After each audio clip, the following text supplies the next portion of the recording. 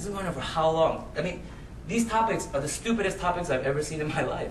I mean, what's this one? Globalization and rising wages in mainland? 全球化 and just 薪水较济.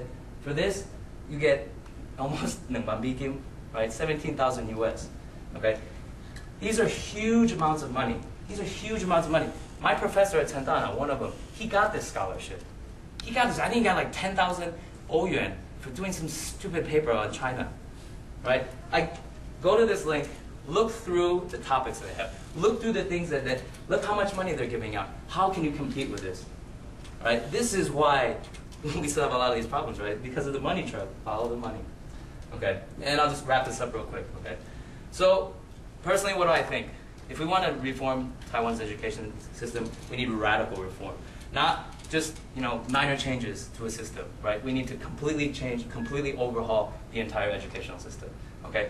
Students need to be given more independent learning projects from an early age, right? From junior high, from elementary school, from 幼稚园. We need to start giving them more independent projects, letting them participate in sports, letting them go out, participate in different types of activities, okay? Taiwanese history needs to be taught objectively. I'm not a big fan of this word because it's really hard to be objective about anything. The good and the bad need to be openly addressed, okay? Granted, when I was growing up in the States, Christopher Columbus will say, Christopher Columbus is who discovered America, they always say. They never tell you when you're younger that Christopher Columbus also started the Atlantic slave trade. They don't say that, Christopher Columbus also started the genocide of, all of Biko Yenzumi. Okay, this is something, as you get older, this information is open and you have access to it. Okay, in Taiwan, they don't have this. They don't give it to you. Okay.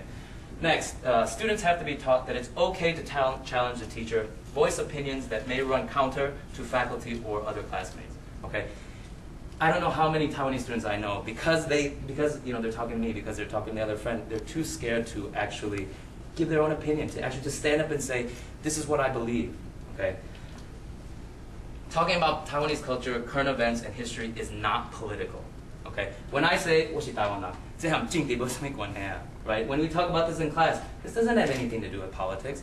This has to do with who you are. This has your identity. Since when is talking about your identity have to be political, right? This is KMT introduced an excuse, right? Anytime you need to say it's political, and because of that you don't have to talk about it, right? Isn't that easy? If we just don't talk about it, then if we don't talk about it, nothing's going to get any better. Nothing's going to change, okay?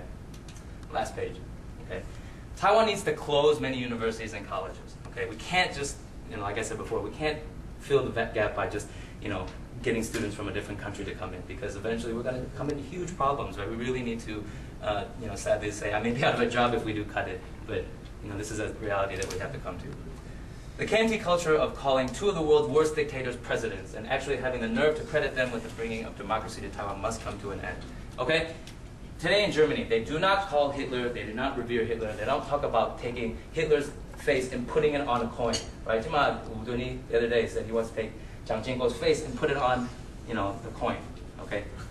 We cannot, history needs to be learned objectively. We need to talk about it honestly. Jiang Jingguo, Jiang Jieshi, what did they do? What didn't they do? How many people did they kill? How many people did they not kill? This is stuff we need to talk about openly. And to talk about this, this is the only way Taiwan can really improve. This is the only way Taiwan can really move forward, is if we accept our history. I'm not saying we shouldn't talk about these guys. We do need to talk about these guys, but we need to talk about the reason, like why they did it and what they were here for. And I was saying that we really need to work on our journalism and media departments in college, right? Because Taiwan's media is horrible. Okay, and the very last one. Okay, most importantly, we need professors, teachers, parents, and students that are willing to speak up, that are willing to speak the truth and educate, no matter what the environment. Okay, so basically, we just need more people to be able to honestly, openly, no matter where you are. If you're in the classroom, you're on the street, it doesn't matter. You need to come out and say, where you stand and why you believe what you believe. And sorry, today was kind of messed up and I was speaking a little bit fast. So that's it for today. And any questions, I guess? Any questions?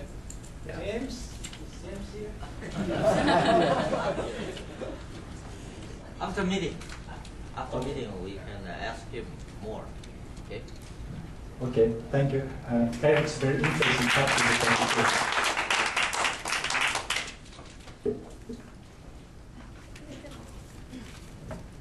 Thank you.